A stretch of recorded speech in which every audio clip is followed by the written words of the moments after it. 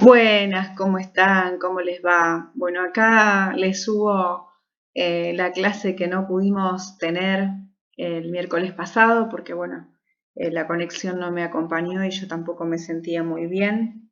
Así que, bueno, recuperamos un poco lo que vamos a ir trabajando. En este caso, vamos a pensar en los niveles de planificación y particularmente en el plan de clase.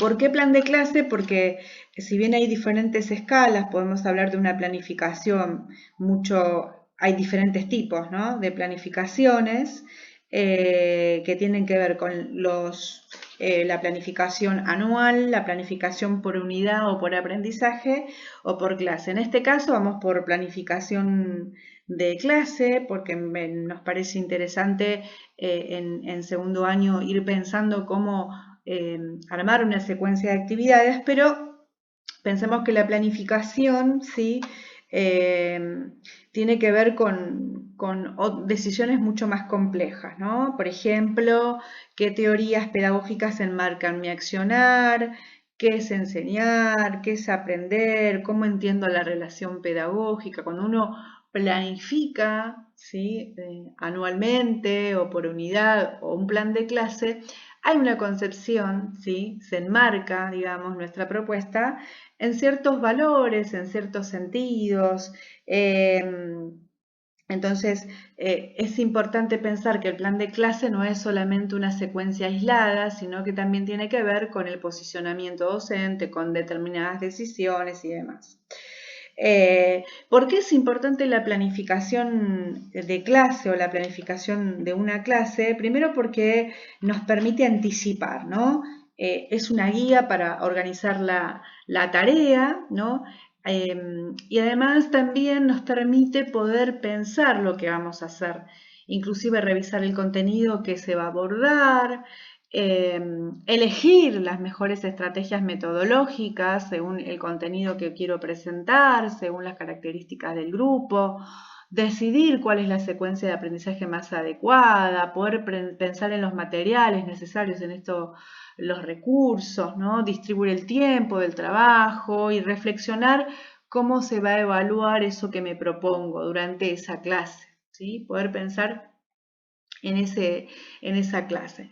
Habíamos hablado de esta estructura, ¿sí?, ¿no?, el plan de clase, con el contenido general de la clase, algo habíamos empezado a hacer, ¿no? Habíamos seleccionado la voz cantada, los propósitos de enseñanza y los objetivos de aprendizaje, bueno, los saberes previos. Este es un modelo que, si bien el modelo puede variar de institución a institución, depende de la cultura institucional, siempre hay modelos o escalas de planificación distintas en cuanto a formato, pero no a los elementos de la programación. Los elementos de la programación, los elementos del plan de clase no son reemplazables. Siempre hay un contenido, siempre hay un propósito, siempre hay un objetivo. A lo mejor las expectativas de logro a nivel general, si luego tengo que poner una planificación anual, aparecen muy a largo plazo esas expectativas de logro, porque tienen que ver con una construcción de aprendizaje a largo plazo. Cuando hablamos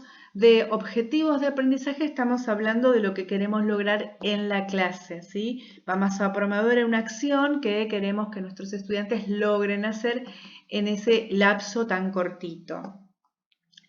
Después, bueno, tendremos que ir definiendo qué es el contenido. Bueno, nos parece ahí los que nos ocupamos de poder pensar la planificación, ¿sí?, el contenido, algo que ya fuimos hablando y lo trabajamos, ustedes lo trabajaron muy bien en el trabajo que realizaron sobre currículum, ¿no?, la lectura del capítulo de Inés Dussel, ¿sí? El contenido son esos conocimientos válidos por la sociedad, por lo tanto se los considera importantes y deben ser enseñados en la escuela, ¿sí?, y aprendidos por los estudiantes. Esos contenidos los fuimos hablando, los fuimos problematizando, están dentro de lo que es el diseño curricular nacional en términos, y después el provincial. Cada provincia tiene un diseño curricular. Que en ese diseño, ustedes sí lo tienen, vamos a ver si lo podemos conseguir, ese diseño Ustedes tienen orientaciones en relación a cómo enseñar, cómo evaluar y también tienen los contenidos propios de cada nivel, ¿sí? El encadenado, por decirlo de alguna manera, la secuencia de cómo se presentan esos contenidos se desarrollan en el diseño curricular.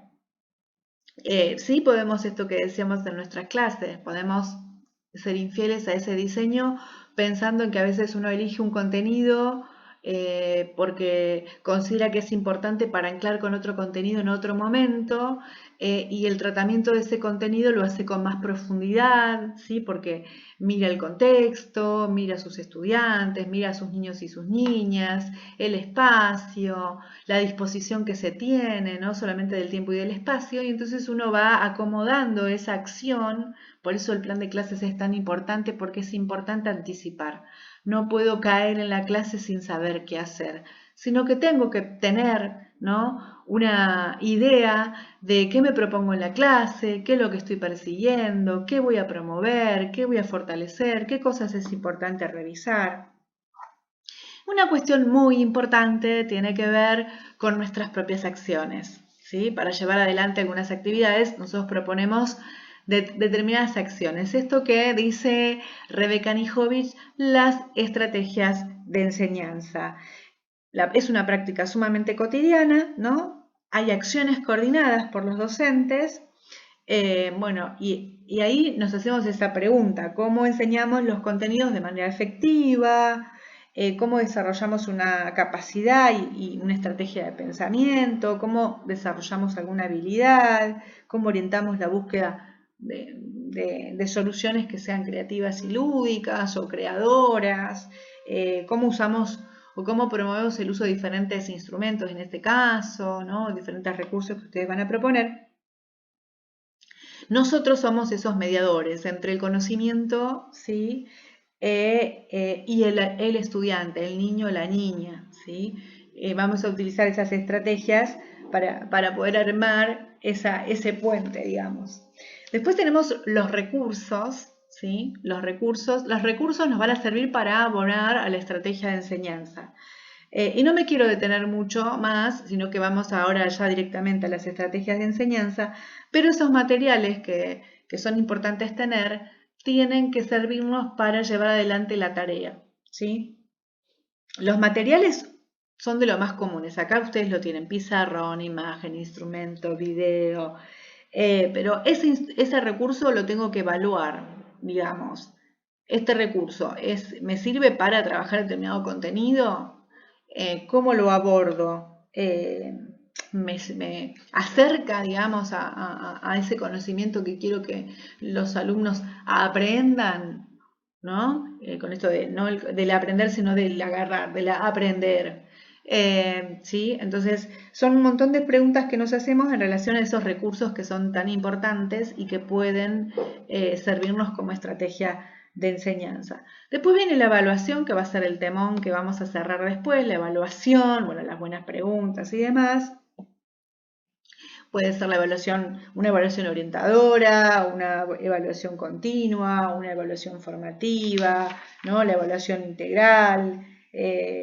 Después tenemos miles de formas de poder pensar en la evaluación, ¿sí? En las formas de registro, qué me voy a proponer.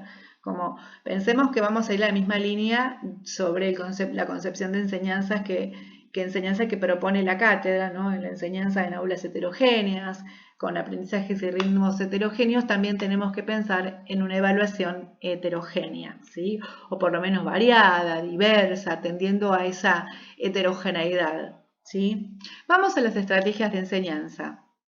Ahora tenemos un